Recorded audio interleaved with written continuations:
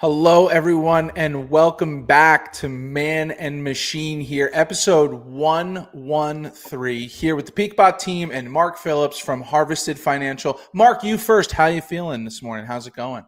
Oh, happy Monday, everyone. It's our first Monday of spring, so excited for new beginnings. Yeah, love that. Good attitude. Love to hear it. Ben, how are you feeling this morning? I'd like to say good, but hey, picked up flu A over the weekend, so cheers to that. Here's to flu A, whatever new flu that is. It's maybe they reset the cycle if we're back on flu A. They test you for COVID, flu A, and flu B now. I don't even know what flu A and flu B are. I just learned that 2 days ago. But you have it. I have it. And it's kicking your butt a little bit. Oh, yeah, it is. Yeah.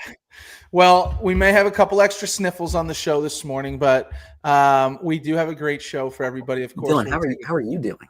Oh, I don't think I have flu A. I think I have like flu A minor maybe, or like it's just I wake up and my nose is runny and my eyes are runny. And then I take my allergy pill and it's just a roller coaster all day. You're not supposed to take more than one allergy pill in 24 hours. Have I pushed that once or twice? Maybe. I'm saying it live on air because, I'm an open person. But yeah, no, I don't know. I don't think I have flu A, but I don't know. Just annoying. One day our immune systems will be as strong as Mark's. Yeah, seriously. Mark, do you ever get sick? Oh, yeah, from time to time. Okay. The hardest part is having a young one because they bring in all the risk vectors. Yeah. Yeah, that doesn't help. What was we'll get into the show, but I do want to know, like, what was your latest illness? What was the last thing that got you down? Over Christmas, actually, some flavor of flu. We showed up at my in-laws and they were just getting over something. Flu C. It's those family gatherings. Oh, a couple of young ones in the mix. Hell yeah. You're someone's guaranteed to get sick. You're mixing kids for like 6 different school systems. You're all done. Anyway, we got a great show this morning. We'll take a quick look at PeakBot picks, see how our team performed last week. Stocks in real life, good one today. Talking about Etsy, a stock that I've definitely traded in the last year. We'll talk more about that, and we'll learn a little something with Mark. We'll have do a little SPY analysis, take a look at some economic events going into this week. So, and maybe some updates on the partnership here, some new strategies. Stay tuned here, people. So let's get into it. I think we need a little music, which I'm gonna get going. I'm waiting for like Doug to say good morning. Okay, he did. All right. I was getting a little nervous there. I don't want to say this, but like if Doug doesn't say hello on our shows now on Mondays, you get nervous. I'm calling Doug's family and his estate, and I'm making sure that he's okay. But let's get into it. Let's take a quick look at PeakBot picks. Interesting week last week in the market, as always. Now it seems like we can't get through a week without some chaos. But your boy Dillon, that's me, went 2 for 3 last week. Let's zoom in here. I had 2 call credit spreads and a put credit spread. Okay, so these were from 314 to 321. All right, I held these all week. I didn't have any early take profits. Okay, but I got through 2 out of 3. I have TLT, which I was bullish on. That music's a little loud. Bullish on TLT. Collected the full premium, $15 down, a $1.50 spread. Needed to stay above 89, and we did. Bearish on Wayfair. Took almost the full lot here. Paid back $2 in debit. Had a $3 spread, trying to stay under 34. Did so successfully. And Bank of America, I took an L on. I had a call credit spread. I needed to stay under $42 to collect 18 in premium. It was a $1 spread, and that was not successful for me. But on the week, I went 2 for 3, got out of there with $29 out of the 61, so about half the premium. And it was a $550 in cash needed and at risk, if you will. So about a 0.5% return on the week. So that's how I did. You guys can see my picks this week. We'll see how these go. I carried over TLT again. I'm going bullish on J&J and bearish on Zoom Communications. Very Ben, nice.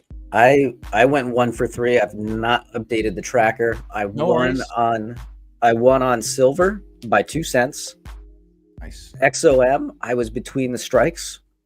So I actually let myself get assigned. I now am short 100 shares of XOM, Okay. which I will be doing something with today. Not sure what yet. We'll see where we are at the open. And then Okay. CELH, that was just an L. Took the max loss, $100. So Okay. 1 All for right. 3. Not a great week. Hey, well, you've been crushing the new contest since we started it. That's truthfully. true. At least it feels that way. You were 2 for 3, 3 for 3, 3 for 3, 3 for 3. You were on a heater, dude. You were 9 for 9. We needed you to cool off a little bit. Not true. I want you to always win, but all right, very cool. And then Thomas went 2 for 3. We're not gonna act like his tracker is gonna be updated. I actually called him this morning. I was like, hey, Thomas, let me just get them picks in there. He did tell me he went 2 for 3. So we'll take a closer look there. But stay tuned for Friday. We'll go over this week's picks and how those went. So excellent. Let's get into stocks in real life and let's talk about Etsy. Here we are. Commerce human. Okay. Good one. Don't know it. Didn't know that. It's not a All of household. these taglines that we have for stocks in real life, I've never heard them. Yeah, it's true. I agree. Mark, have you heard about Keep Commerce Human from Etsy here? No. Love You're not a- Etsy. Big fan of Etsy. But You are? Oh yeah, I ordered from Etsy this weekend. Okay, I was gonna say I don't know if I'm a frequent flyer of Etsy. My wife is. My wife loves Etsy. So let's get into it. All right, Mark, tell us can you tell me at least in the realm of what you ordered from Etsy this weekend? I ordered a wood branding iron. Yeah, so you a did. custom branding. You're dressed iron. appropriately for that order. Yeah, you did. Oh yeah, absolutely. I knew we were talking about this, so I put on my home improvement kit. Continue. Love it. Yeah, I got a little custom wood branding iron, so you can stick this thing in the fire and then use that to brand everything from like burger buns to like steaks to. I'm gonna use it on a giant Jenga set that I'm building. Nice. Yes. Giant Jenga. So So- what are you going to be? What's the logo brand? is a line drawing of our house. Okay. I took one of the pictures of our houses and sent it off to someone on like one of those Upwork sites. And so for $20, I got like a line drawing done of the house, and now I have that as the logo for anything I want to brand. It's on my barrels where I age stuff. So Awesome. it's increasingly becoming the logo. This guy. I mean, You're we never going gotta- to be able to move. No. Yeah. No, you're locked down. And we got to get out there. Mark's having way too much fun without us, I have to say. He's got all his guys visiting the house every other day. Yeah, we've got to get out there to see it. I need a Oh, yeah. branded burger bun. Come on down. You don't come across those too often, man. Like you get that at a restaurant, you're like, oh, this place is taking this pretty seriously. You know, that obviously wasn't what I was shopping for originally, but when I saw that as another use case of this, it's like this thing, it might as well be free at this point. Nice brioche well. bun. Only a brioche bun is being Of course, branded. yeah. It doesn't work well with the sesame seeds. No. I'm hungry now. This sucks. It's way too early for me to be thinking about burgers. Ben, you a frequent Etsy flyer or anybody in the family? What's your experience? My wife definitely is. She'll go on there for like custom gifts and stuff. I've actually got a funny-ish, not too funny story about Etsy. So back when I first started my professional career in accounting, by the way, my wife was teaching at the time, then girlfriend. And we were like, what can we do as a side hustle? What can we do to make some more money? So drop shipping was really hot back then. I think it still is kind of hot to a certain extent, but we were really into drop shipping. So we did like our product research and we found a product that we liked on Alibaba. So we wound up ordering like 1,000 units of a particular product and threw it up on Amazon to do the whole like FBA drop shipping thing. Didn't work. Amazon basically said after a while, hey, we're not holding your inventory for you anymore. Shipped us basically everything. So I've got these giant boxes in the garage just stacked up right now of these products. And Now they're listed on Etsy, and we sell like, I don't know, 4 or 5 a month for like Really? $30. Yeah. Good So for you. it wasn't like a total loss, but Etsy coming in clutch, coming into to save the day. God, wow. Do they All charge right. you a listing fee? Like, can you just keep a listing out there? Yeah, Or do you they can- take a cut of whatever sales you make? They take a cut of the sale, but they don't charge you to list. I don't think. My wife does all of it, so I could be speaking on my ass right now. But they don't charge you to list. They do charge if you want to run ads to it, of course. So with Etsy, my experience is, babe, come here. I want to get this. What do you think? And I'm like, yeah, you know what? That's pretty cool. Let's get it. I know that obviously it's a marketplace of, how would you guys best describe it? Custom one-off gifts that you're not going to necessarily find in a store or on Amazon. Is that the best way you guys would describe it?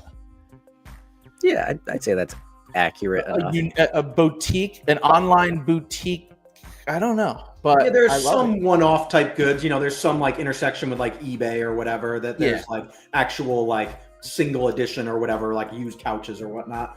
But yeah, I would definitely say the customization is the key, right? That you need a special set of brackets, you need a special branding iron, you need a like sign with your name on it. You go to Etsy. Yeah, absolutely.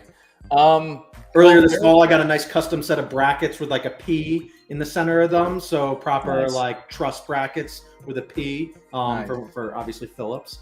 So adding that logo to the area too. All right. Yeah, you're on it. Hey, I gotta spend some more time on Etsy, I think. Let's get into the stock. I was actually looking at this on Tradier. I've traded Etsy as recently as beginning of the month with some credit spreads. I believe I actually was trading it on trend spread, and I had what looks to be a couple iron condors and some call spreads. So Ben, it looks like you haven't traded it. I'll share my I have screen not here. traded Etsy. No. I won't like barrel us through the math of everything here, but let's get this on screen. So in my gain loss here on Etsy, we can see I had contracts expiring on the 7th, which was a call. I'm sorry, this was a call credit spread.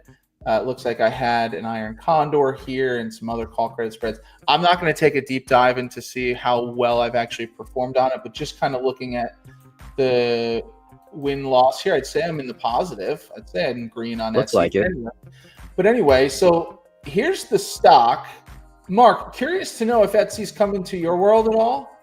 Yeah, I was looking at it because, as we were preparing to talk about it today, it was a name that definitely traded actively previously, but I haven't seen it in a little minute. And I went back and looked at some of my data. It fell out of, I typically track the top 250 most active liquid names. Okay. A little bit based on volume, also spread width and activity and whatnot. But Etsy fell out of the top 250 last June. Okay. And so now we're trading in that like 10 to 15,000 contracts a day range. Sure. Rewind to 2 and 3 years ago, Etsy was doing double that on the reg. So I think as stock prices decline, there's just generally been less interest in the name. But we still see weeklies listed out there. Open interest is a little sparse, only a couple hundred contracts out there, and markets are a little bit wider, we're like a dime wide in the front month. So, if you have an axe in this name, like, you're crossing a bit of a spread to get in there. So that's like one of the first things I pay attention to getting involved in Etsy these days, on declining volume, declining stock price, declining liquidity. With those three forces, you got to be a little more choosier with your picks here. No, absolutely. It has been a bit of a skid here for Etsy. I cannot believe it was trading up as high as around $300 back in November of 21. I was not aware of that, but it has been quite a steady fall. We'll call it since beginning of 2023 here. Things are looking pretty bearish, at least from the chart. When we take a look at the analyst rating here, I had this up for a while. It's a general mostly hold, 37 analyst ratings, 22 saying hold. We have about 4 strong sell, 1 buy, 10 strong buy. We can see the year forecast here. Not that this is the Bible by any means, but looks like there's some hope here, at least from an analyst standpoint. And then I'll just take a quick look at the technicals.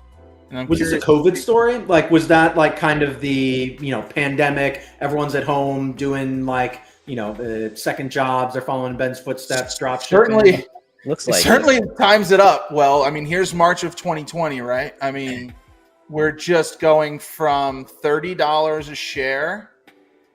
I mean, before there was anything slowing them down, they got up to $250 by March of 21. Quite a ride there. Yeah, what a ride. That might be better than Zoom.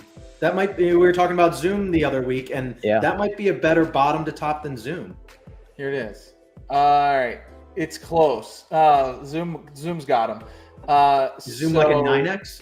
Yeah. So all right. So we're talking like right here. So maybe like February 2020, they're trading right around $90. And they skyrocketed to 582. Man, this is another crazy one to look at.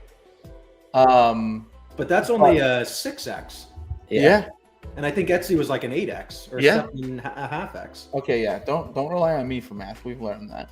But yeah, so all right. So quite a run there. It looks like, I'm assuming all-time highs were right here in November of 21, right around $300. Yeah, at least from the data here. So okay. Do you have IV or I'm sorry, do you have vol for Etsy here? How's that look? So looking out 30 days to that April 25 expiration, we're settling right around like a 40 vol. Okay. Near terms, maybe slightly lower. But yeah, I think this, and from my data from when they were in my top 250, that was roughly the range. This was like a 30-40 ball stock. So what's interesting is, flat. Sorry, apologies.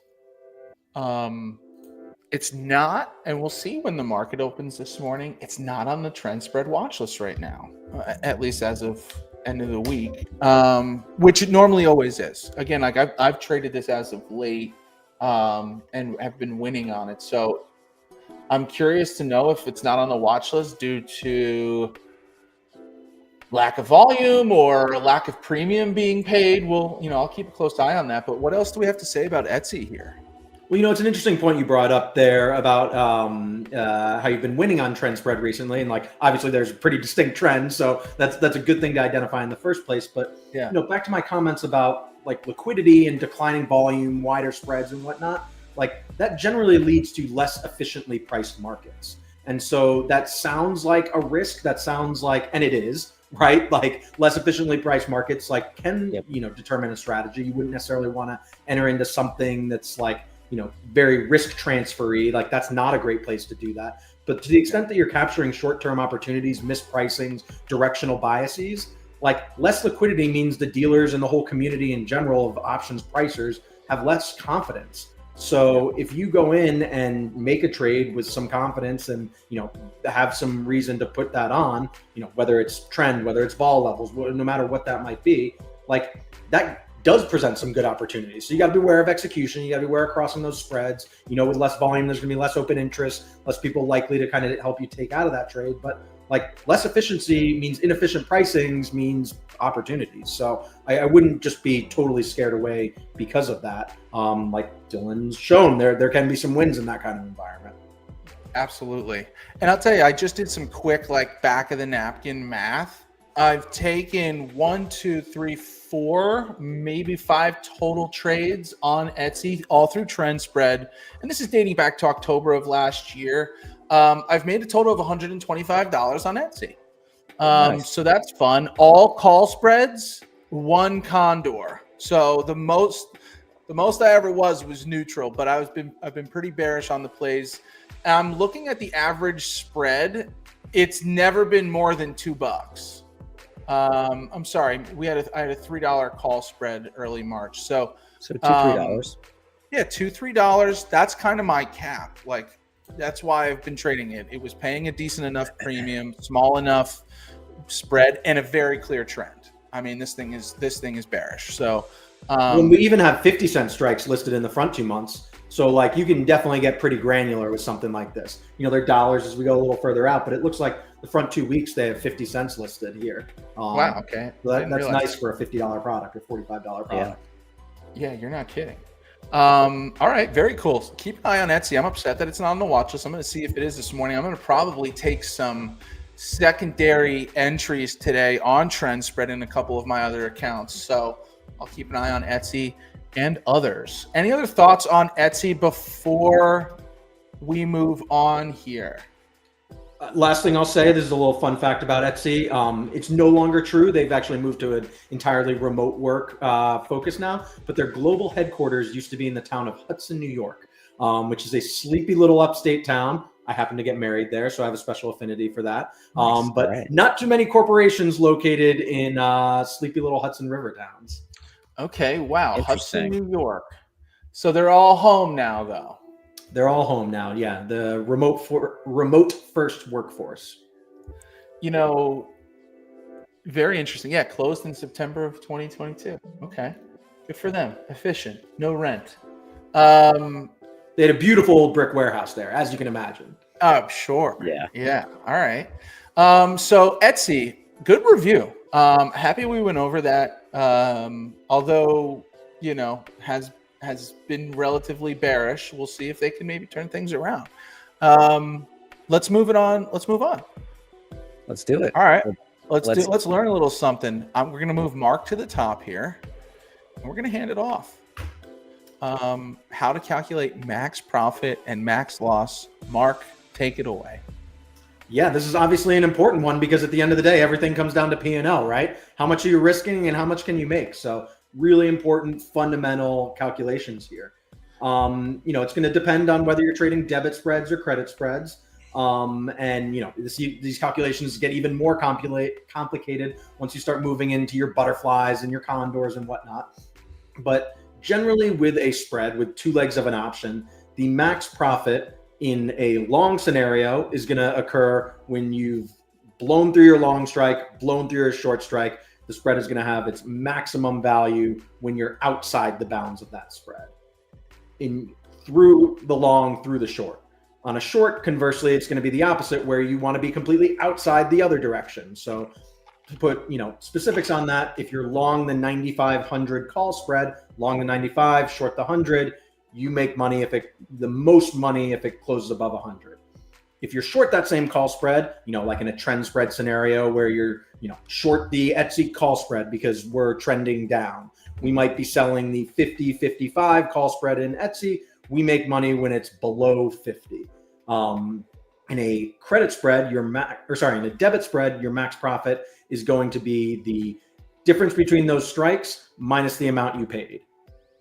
In a credit spread, your max profit's always going to be the premium received. So anytime you're collecting money on a trade in any type of credit scenario, the most you can make from a trade is the amount that you receive on that entry or on, you know, initiating that position.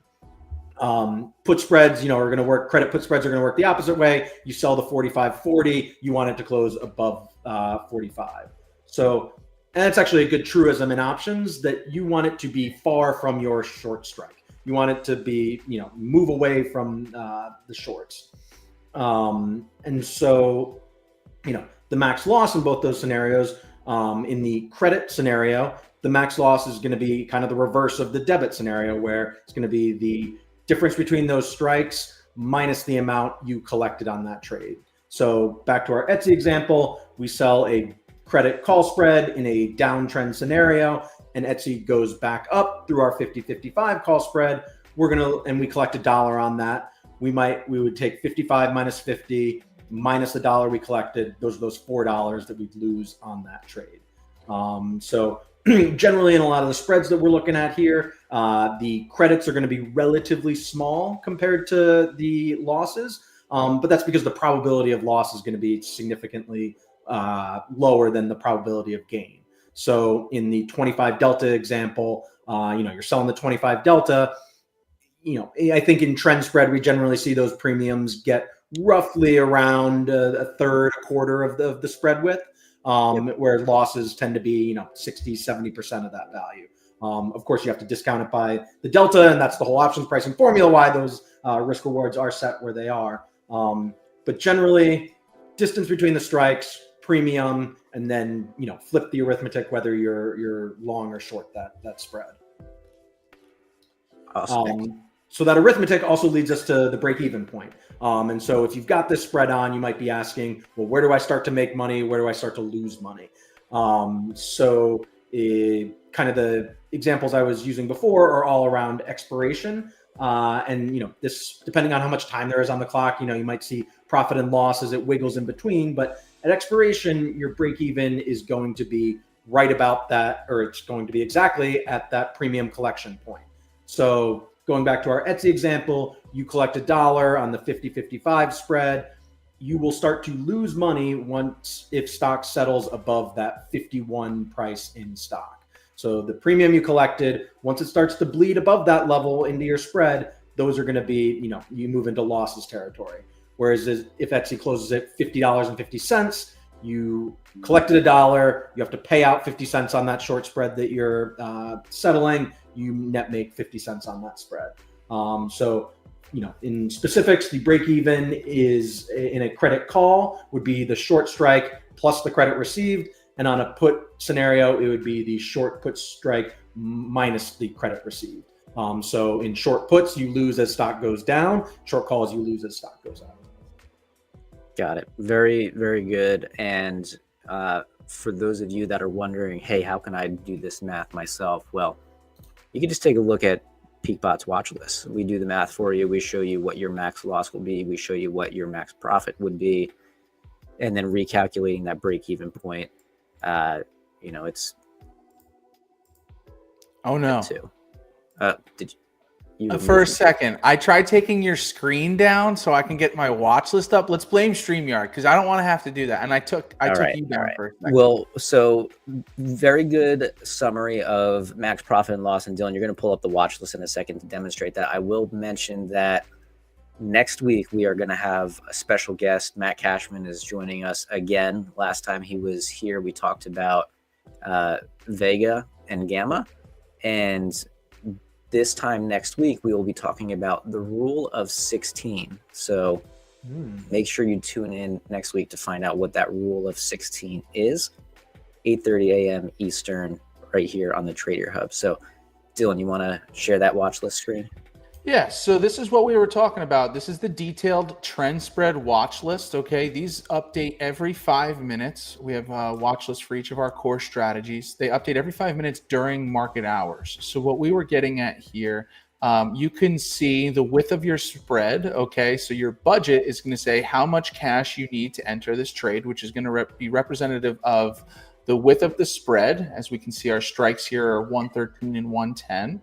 So you're risking $300 in cash, but you're collecting $35 in premium. And as Mark explained, that's the max gain for us on this position, right? If we finish out of the money and we collect our $35, we're winners. That means our max loss for this trade is $265, right? The width of the spread minus the premium earned is our max loss. And so you can see all that information for every single trade here, as well as the strike prices, whether they're puts, calls, or condors. So I just wanted to show you guys that that's how we math it out there. Beautiful. Okay. So stocks in real life, we learned a little something here. Thank you, Mark. SPY analysis, or let's take a look at some economic events, actually. Yeah, let's do some economic events. This week. So last week, sorry, I'm so rude. My timing sucks this morning. Yeah. I just don't want to forget pre-market. We look like up pretty significantly. I just want to make sure we talk about that before we get off air here. Yeah, I see SPY's up almost 70.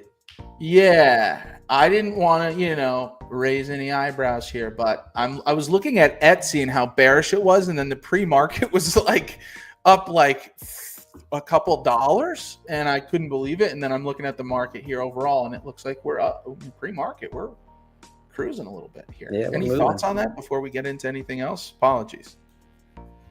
I think we got a little tariff relief color over the weekend that Yeah. it looks like the tariffs are going to be more targeted at specific industries. It's not going to be as broad based as originally assumed.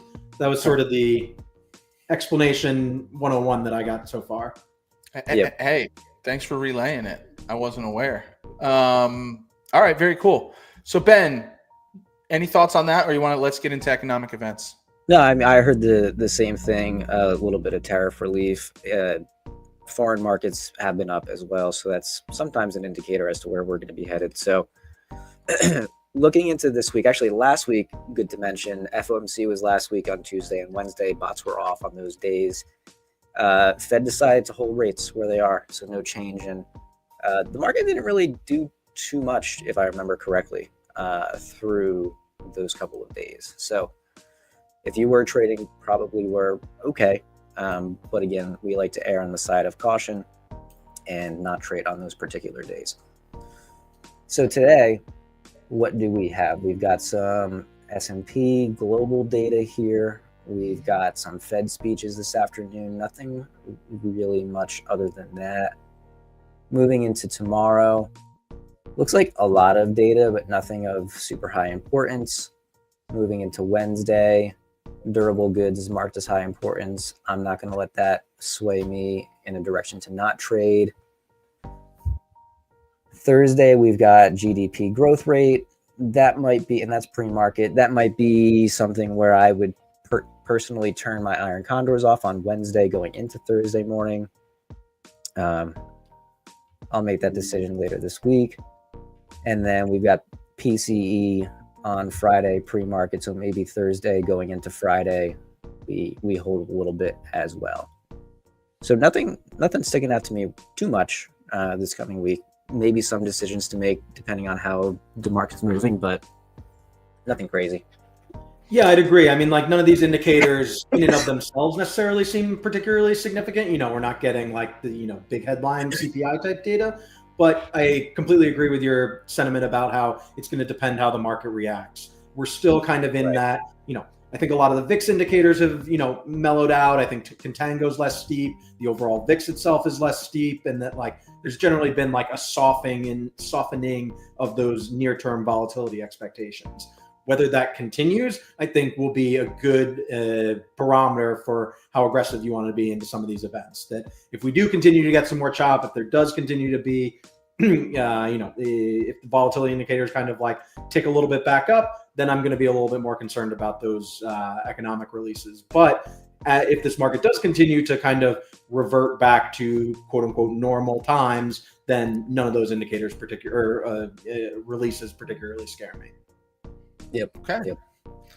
Yeah, for me, I got to tell you, I'm interested to see how the market's going to react this morning. Obviously, again, as we just talked about, up pre-market here. If we kind of settle in a little bit today, I think I may go Condor into tomorrow, but I'll have to keep a close eye on the watch list, see what the volatility and the premiums are like. But man, I'd love to restore ourselves back to the keep calm and Condor on. I'm just not calm when I'm trading Condors. You know what I mean?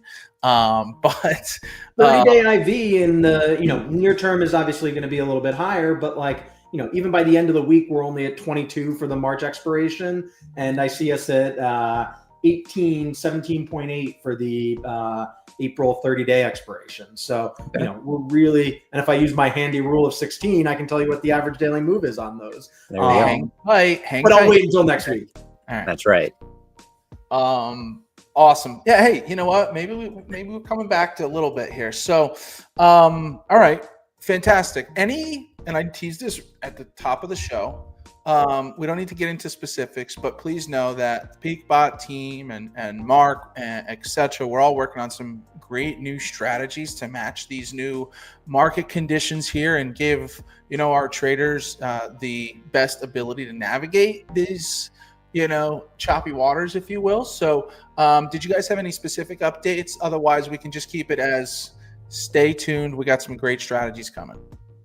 Well, we've got King Condor, which was released last week, which the first trade it took last week won. It did not trade over the weekend, which good thing, because I'm looking at futures right now. We're up 1.2%. So good thing it did not trade over the weekend. There are parameters that use VIX to determine to not trade. So a good improvement there. We are in beta on a 0 DTE iron fly, which is an afternoon trade, back tested really, really well. Once that's out of beta, that will be available to PeakBot users and harvested clients. And then we've got a starter bot coming out, more details to come on that, and a morning momentum bot, which will actually be our first option buying strategy. So I'm excited. I'm really excited for that one. But yeah, more to come.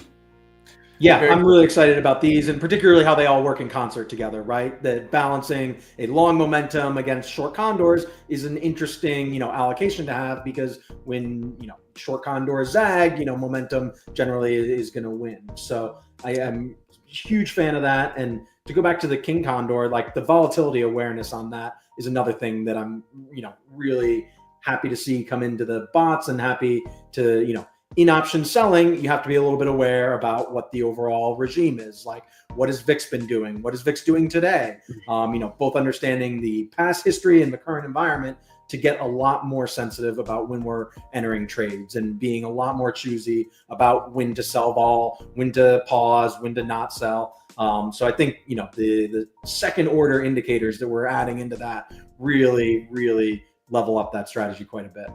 Yeah. Which is why we call it the king, or why you called it the king. That's right. Yeah. Thomas on Friday's show, I think we very briefly mentioned King Condor. The gesture is, placing the crown right on the head there. If we get a win on King Condor, we all just need to be placing the crown. All right. Very cool. Great update. Great strategies to come. And we will be live again on Friday for the automation station. Myself, Ben, and Thomas will get a deeper dive into PeakBot picks here. But again, as we mentioned a few times, big special guests Monday, a week from today, 8:30 a.m. Eastern. Matt Cashman from the OCC coming on to talk about the Rule of 16. Him and Mark are going to nerd out about that. I'm going to be having my notepad out, just learning everything I can. Wait, is Doug not going to be here? Doug's not going to be here. You're going to have to watch it. Doug. Priorities, Doug. Work, I guess, is a decent excuse. All right, very cool. So tune in next week. Tune in Friday. Thank you so much for joining us here this morning. Happy Monday. Good week and good luck in the market this week. And as always, see you at the peak. Thanks so much, everybody.